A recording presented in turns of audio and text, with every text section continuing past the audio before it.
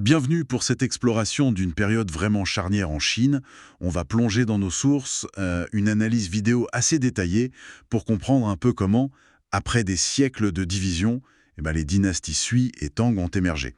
Ça se passe entre 581 et 705. Oui, l'idée c'est de saisir comment les Sui ont réussi cette réunification éclair, mais pourquoi ils ont chuté si vite, et ensuite comment les Tang ont bâti sur ces fondations un âge d'or. Exactement.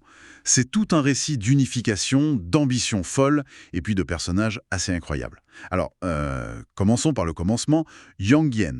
Le futur empereur Wendy. C'est ça, il prend le pouvoir en 581 et, de manière assez brutale, il évince son propre petit-fils pour fonder la dynastie Sui. Hmm. Et tout de suite, il lance de grandes réformes pour stabiliser, pour unifier. Oui, administration centralisée un peu à la Han, des lois plus simples, il soutient le bouddhisme, Et il construit une nouvelle capitale, Daxing, gigantesque, sa future Chang'an. tout à fait. Et ce qui est frappant, c'est l'efficacité au début. En moins de 10 ans, hop, il conquiert le sud, la dynastie Qian en 589. Et voilà, fin de presque 3 siècles de séparation, c'est fou quand même. Oui, une réunification menée très très vite, mais alors ça contraste énormément avec son fils Yongdi, qui arrive en 604. Ah, Yangdi, lui, c'est l'empereur des projets démesurés, hein. Le Grand Canal, Ah oui, le Grand Canal, 1700 kilomètres, pour relier le Yangtze au fleuve Jaune. et creusé en quoi 4 ans à peine? C'est ça, mais à quel prix? Les sources parlent d'un coût humain terrible. Oui, j'ai vu ça, des taux de mortalité qui pouvaient atteindre 50% sur certains chantiers.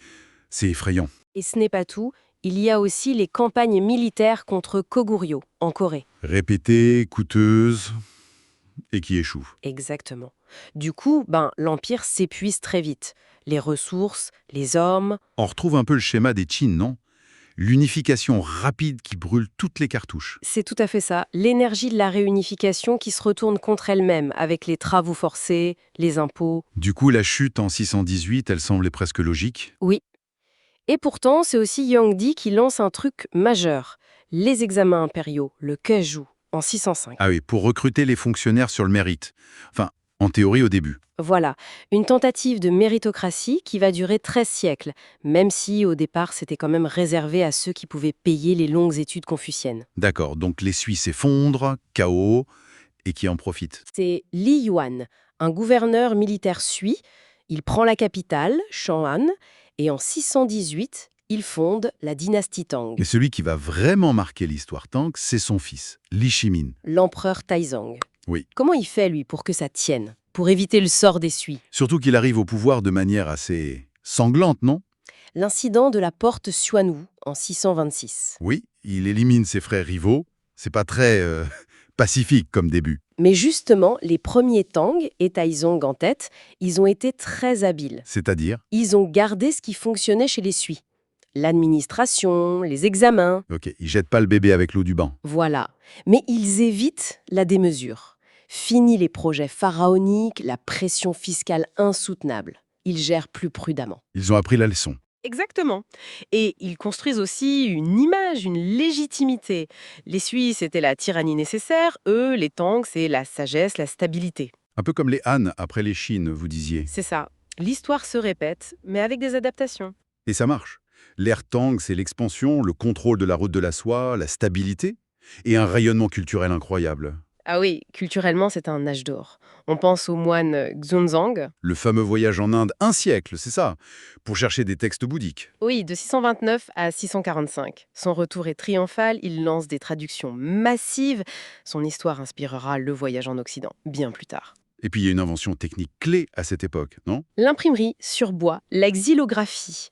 Ça a parlé au 7e, 8e siècle et ça change tout pour diffuser les textes, les savoirs. Et cette diffusion, cette ouverture, elle se voit aussi dans la capitale, Shang. Ah, Shang, sous les Tang, c'était sans doute la plus grande ville du monde, cosmopolitain, carrefour incroyable. On y trouvait qui? Des marchands, des moines, des artistes d'Asie centrale, de Perse, d'Inde, du Japon, de Corée. C'était vraiment le centre du monde connu à l'époque. On parle de Pax Sinica. Une sphère d'influence énorme. Oui, et les élites Tang elles-mêmes étaient très ouvertes.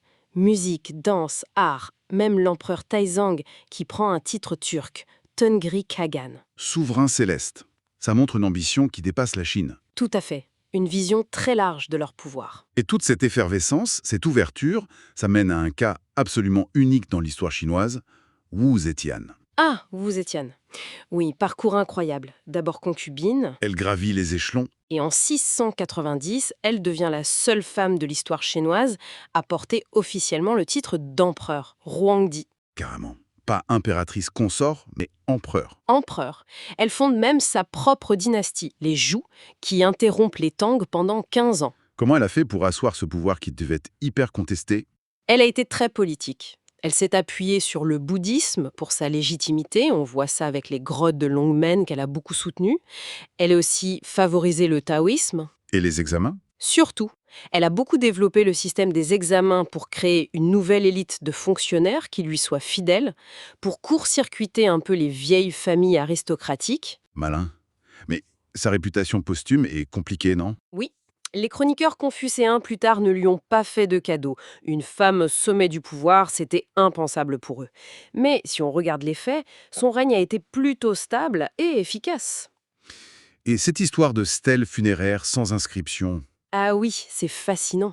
Elle a demandé à ce que sa stèle reste vierge, un mystère, un symbole puissant de son caractère unique, peut-être une façon de dire que l'histoire jugera. ok, donc si on résume, l'essuie, brutaux mais fondateurs. Réunification, grand canal, début des examens. Mais règne très court. C'est ça. Et les Tanguérites consolident avec plus de sagesse, et là c'est l'âge d'or, culturel, militaire, cosmopolite. Exceptionnel. Et ça nous laisse peut-être avec une question pour réfléchir.